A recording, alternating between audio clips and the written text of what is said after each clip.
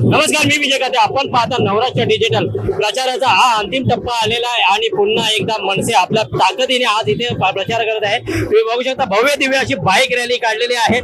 100 शेकडोपेक्षा लोकांनी बाईक स्वारांनी याच्यामध्ये सहभाग घेतलेला आहे. काही कार्यकर्ते आहेत, महिला कार्यकर्ते, पूर्ण वातावरण हे भगमय झालेलं आहे. आणि या संपूर्ण विषया संदर्भामध्ये जे उमेदवार आहेत मनसेने त्यांना विचारणा केली असं जाणून घेऊ त्यांची प्रतिक्रिया. निवडणुकीचा प्रचार आता अंतिम टप्प्यामध्ये आलेला आहे. इकडची लढत बघता मोठमोठे मंत्री वगैरे येतात, वेगवेगळ्या पक्षाचे मुख्यमंत्री इथे येऊन भाषण वगैरे करतात. काय वाटतं, आपला टिकाव कसा लागतो? बघा, ह्याच्यामध्ये आमची जीत आहे. लोकांना बाहेरून प्रचारासाठी बोलायला लागतोय आणि आमची ही जागा ही आमचे स्टार कॅम्पियनर आहेत. आमचे स्वतःचे कार्यकर्ते भाड्याने आणलेले एक पण माणूस याच्यात नाही. ह्याच्यामध्ये आमची जीत आहे. भाड्याने हिरोईन लोक आणायला लागतायत, कळलं की तुम्हाला?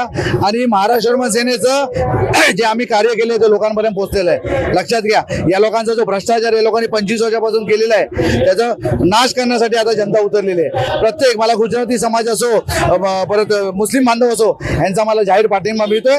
तर मला वाटतं यांचा पाप आता पापाचे घरे भरलेत. लोकांची फसवणूक फार झालेली आहे. आता लोकांनी आता ठरवलेलं आहे की यांची आता हकालपट्टी करायची. 3 आमदार फेल झालेले आहेत, लक्षात घ्या.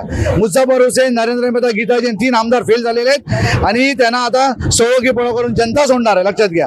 त्यामुळे या लोकांना आसामचे, उत्तर प्रदेशचे वगैरे सगळे या ठिकाणी स्टार कॅम्पियनिंग करायला लागते. ह्याच्यामध्ये आमची जीत आहे. आमचा कोण स्टार, आमचा एकच माणूस राजसाहेब ठाकरे, अविनाश जाधव, हेच आमचे स्टार. बाकी आम्हाला दुसरं काय लेणं देणं नाही.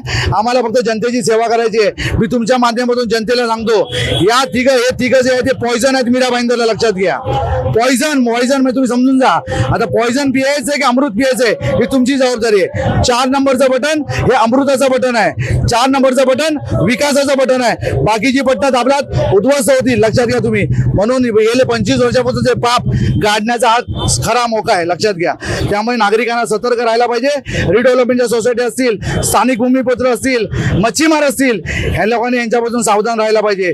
पॉइझन पासून सावधान. धन्यवाद.